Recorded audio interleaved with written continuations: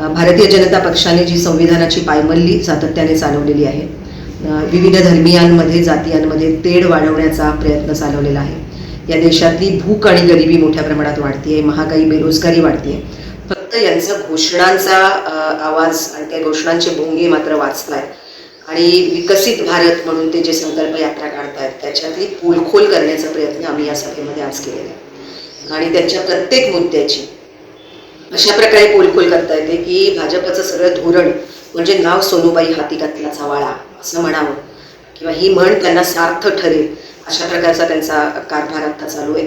सामाजिक, सांस्कृतिक, राजकीय, आर्थिक या सर्व पातळ्यांवर प्रचंड मोठ्या प्रमाणात घसरण आहे. या देशामधली लोकशाही संपवण्याचा जणू त्यांनी विडाच उचललेला आहे आणि संविधान त्यांना संपवायचं हे उघड आहे. कारण भारतीय जनता पक्षाची जी मातृसंघटना आहे, राष्ट्रीय स्वयंसेवक संघ, त्यांचा हा गेल्या संपूर्ण शतकाचा कार्यक्रम राहिलेला आहे की त्यांना ह्या देशाचं संविधान कधीही मान्य नव्हतं.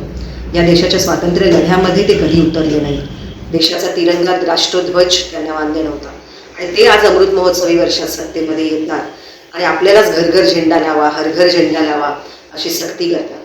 तर ज्यांची लोकशाही विरोधी वाटचाल राहिलेली आहे आणि आता ज्या पद्धतीने ते विरोधी पक्षांना संपवत आहेत ते अतिशय नादान म्हणावं असं कृत्य आहे.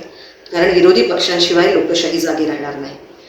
आज आम्ही भारत जोडो अभियान म्हणून सगळ्या जनचळवळींनी जी एकत्रित भूमिका घेतलेली आहे त्याच्यामधल्या भूमिकेचा पहिला भाग असा आहे की जे संविधान डॉक्टर बाबासाहेब आंबेडकरांनी या देशाला दिलं आणि ते 1950 पासून 26 जानेवारी 1950 पासून या देशामध्ये त्याची अंमलबजावणी सुरू झाली.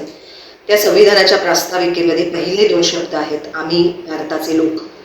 हे आम्ही भारताचे लोक म्हणजे आम्ही जे नागरिक आहोत या देशाचे, त्यांना हे संविधान समर्पित आहे. आणि बाबासाहेबांनी हा इशारा दिला होता की ज्यांना हे समर्पित आहे ते लोक, ते नागरिक जर आपली जबाबदारी संविधान टिकवण्याची, संविधान जगवण्याची विसरतील तर हे संविधान शिल्लक राहणार नाही.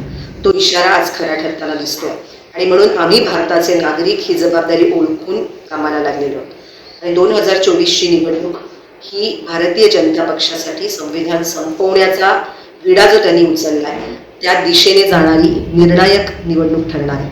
आणि म्हणून आमचं सर्व नागरिकांना हे आवाहन आहे की या निवडणुकीमध्ये भाजप विरोधात उभी राहिलेली इंडिया आघाडी आणि महाराष्ट्रात उभी राहिलेली महाविकास आघाडी यांचे जे अधिकृत उमेदवार असतील त्यांना आपण पाठिंबा दिला पाहिजे आणि एकाच एक उमेदवार द्या असं आवाहन या सर्व पक्षांना आपलं असलं पाहिजे जेणेकरून भाजपचा पाडाव करणं शक्य होईल.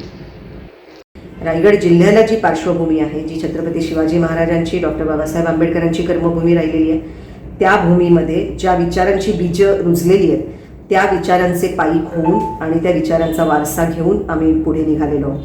आणि या भूमीमध्ये भारतीय जनता पक्षाला कोणत्याही प्रकारे विजय मिळणार नाही यासाठी आम्ही अनेक जण सज्ज आहोत. आणि त्यामध्ये आदिवासी समाजावर, दलितांवर, मुस्लिम धर्मियांवर, धार्मिक अल्पसंख्याकांवर, ओबीसींवर कशा प्रकारचा अन्याय चालू आहे आणि त्यांची मुस्कटदाबी कशी चालू आहे. आम्ही भीक देऊ, फुकट रेशन देऊ पण हक्क देणार नाही, ही जी भूमिका भाजप सरकारची आहे ती लोकांसमोर आणायची आवश्यकता आहे.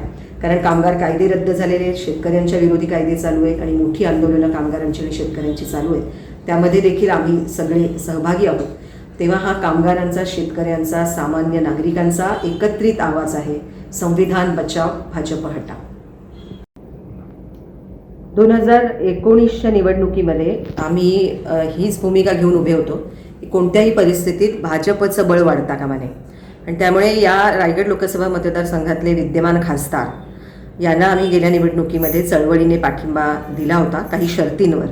आणि त्यातली एक महत्त्वाची शर्त होती की कोणत्याही परिस्थितीमध्ये ते भारतीय जनता पक्षाशी हातमिळवणी करणार नाहीत, त्यांना समर्थन मिळेल, उत्तेजन मिळेल अशी कोणतीही कृती करणार नाही. आणि याबाबतची जाहीर शपथ त्यांनी माझ्या मागून एक एक शब्द बोलत घेतलेली आहे. आणि आता ते भारतीय जनता पक्षाबरोबर गेलेले आहेत. त्यांचे जे काही वैयक्तिक प्रश्न असतील त्याच्यामधून सुटण्यासाठी म्हणा, पण या प्रकारची ज्यांनी दिलेल्या मतदारांना दिलेल्या आश्वासनाशी गद्दारी केलेली आहे त्या सर्वांना रायगड जिल्ह्यातला मतदार सुज्ञ आहे, जागा आहे, धडा शिकवल्याशिवाय राहणार नाही. टाइम्स डिजिटलला लाईक करा, सबस्क्राईब करा, शेअर करा आणि बेल आयकॉन दाबायला विसरू नका. पाहत राहा टाइम्स डिजिटल.